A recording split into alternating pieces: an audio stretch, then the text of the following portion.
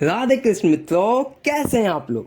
मित्रों, हमारे सनातन धर्म में कई ऐसे दिव्य और रहस्यमय मंदिर हैं जो अपने रहस्य से विज्ञान को चुनौती देते हैं। ऐसा ही एक दिव्य और रहस्यमय मंदिर है उड़ीसा के पुरी में स्थित जगन्नाथ मंदिर। इस मंदिर का उल्लेख ब्रह्म पुराण, स्कंद पुराण, महाभारत और कई धर्म ग्रंथों में मिलता है। तो चलिए भगवान जगन्नाथ का नाम लेकर इस मंदिर के बारे में जानते हैं। ब्रह्म और स्कंद पुराण के अनुसार भगवान विष्णु यहाँ पुरुषोत्तम नीलमाधव के रूप में अवतरित हुए और सबल जनजाति के परम पूज्य देवता बन गए। स्कंद पुराण के अनुसार पुरी का आकार एक दक्षिणावर्ती शंख के जैसा है। यह 5 कोस अर्थात 16 किलोमीटर में फैला है, जिसका 2 कोस बंगाल की खाड़ी में डूब चुका है। इसका उदर है सुनहरी रेत, जिसे महोदधि का पवित्र जल धोता रहता है। सिर वाला क्षेत्र पश्चिम दिशा में है, जिसकी रक्षा स्वयं महादेव करते हैं। शंख के दूसरे घेरे में शिव का दूसरा रूप ब्रह्म कपाल मोचन विराजमान है। शंख के तीसरे वृत्त में मां विमला और नाभि स्थल में भगवान जगन्नाथ रथ सिंहासन पर विराजमान है। महाभारत के वन पर्व के अनुसार सबल आदिवासी विश्वसु ने नील माधव के रूप में सर्वप्रथम इनकी पूजा की थी। इस मंदिर का निर्माण राजा इंद्रद्युम्न ने करवाया था, जिनके पिता का नाम भारत और माता का नाम सुमति था।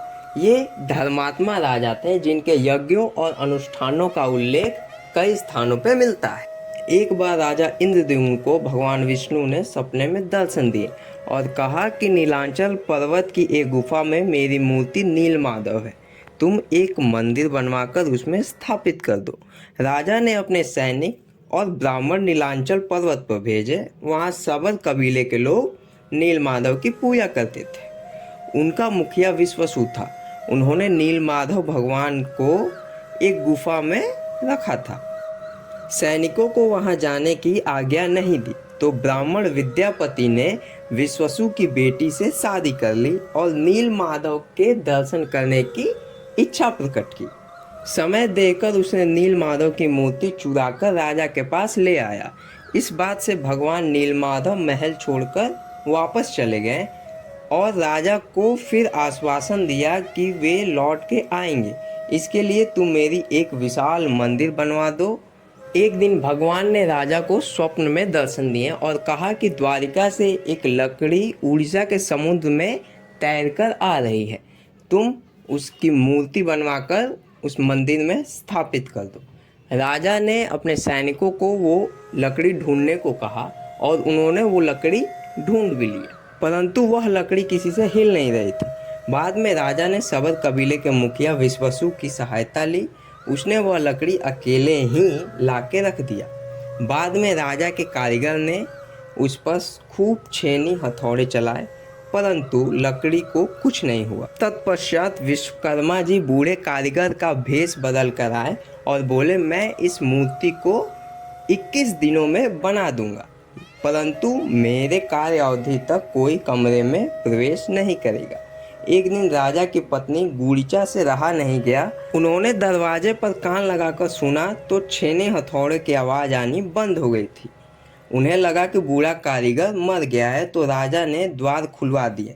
विश्वकर्मा जी गायब हो गए। राजा ने देखा कि उसमें 3 अधूरी मूर्तियां मिली। भगवान नील माधव और उनके भाई बलभद्र की छोटे छोटे हाथ थे, परंतु पाँव नहीं थे, जबकि सुभद्रा के हाथ पाँव ही नहीं बनाए गए थे। राजा ने इसे भगवान विष्णु की इच्छा समझकर इन्हीं मूर्तियों को स्थापित कर दिया। तब से भगवान जगन्नाथ, उनकी बहन सुभद्रा और भाई बलभद्र की पूजा इसी रूप में होती है। प्रत्येक 12 साल में भगवान जगन्नाथ, बलभद्र और बहन सुभद्रा की मूर्ति को बदला जाता है। इसके दौरान शहर की बिजली और मंदिर के आसपास अंधेरा कर दिया जाता है। इस दौरान इसकी सुरक्षा सीआरपीएफ करती है। मूर्ति बदलने के दौरान कोई उस मंदिर में प्रवेश नहीं कर सकता। केवल एक पुजारी आंखों पर पट्टी बांधकर और हाथों में दस्ताने पहनकर मूर्ति को बदलता है, इसलिए कि वह भी उसे देख न पाए। जब पुरानी से नई मूर्ति बदली जाती है तो उसमें एक ऐसी वस्तु रहती है जो वैसी की वैसी रहती है। इसे भगवान श्री कृष्ण का दिल और ब्रह्म पदार्थ कहते हैं। पुजारी बताते हैं कि उन्होंने उसे नहीं देखा, पर जब वह मूर्ति बदलते समय हाथ में लेते हैं तो उछलते खरगोश के जैसे प्रतीत होता है। ऐसा कहा जाता है इसे कोई देख ले तो उसकी मृत्यु हो जाएगी। जब आप सिंह द्वार के बाहर खड़े होते हैं तो समुद्र की लहरें तेज सुनाई पड़ती हैं।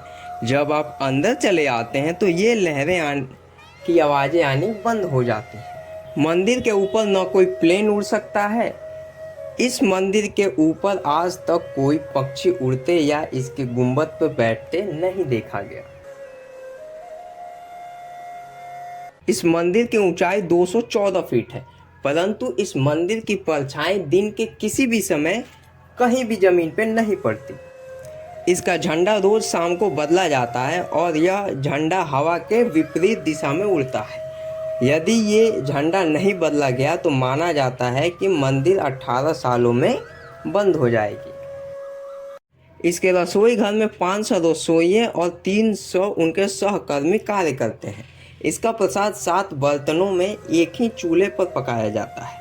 आश्चर्य की बात यह है कि सबसे ऊपर वाला सबसे पहले पक जाता है। यहाँ कितना भी भक्त क्यों ना आ जाए, ना ही प्रसाद बढ़ता है और ना ही प्रसाद कभी कम पड़ता है। इस मंदिर के ऊपर लगा अष्ट धातु का अष्ट चक्र, जिसे भगवान विष्णु के सुदर्शन चक्र का प्रतीक माना जाता है, इस पर कभी भी जंग नहीं लगी और शहर के किसी भी छोर से देखने पर यह चक्र सामने ही दिखाई पड़ता है।